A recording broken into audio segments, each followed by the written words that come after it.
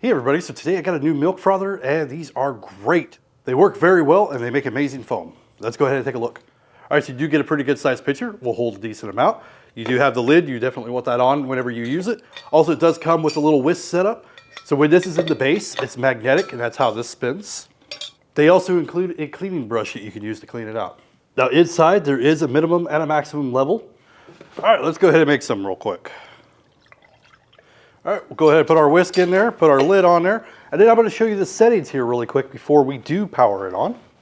Okay, so right now it's on default 120, and you can adjust the temperature. So you got 120, 140, you want 60, and those are your choices. So depending on what you prefer there, usually I do about 140 whenever I go places like Starbucks and stuff.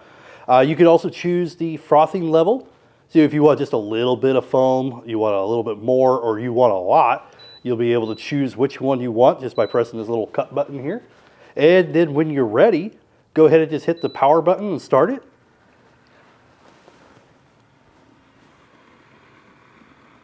And it will automatically start spinning. All right, so after a couple minutes, we have foam.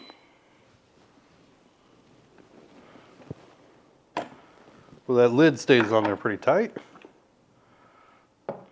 All right, we are pretty close to the 140. So there we are. I mean, look at that. That's like perfect foam.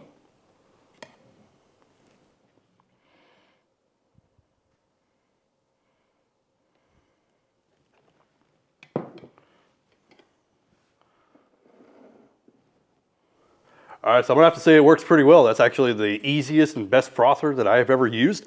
I mean, you could use those little handheld ones, but you're also not going to get it to be steamed and hot like this, so this was great. Anyway, if you are looking for a pretty good frother though, this one definitely works really well.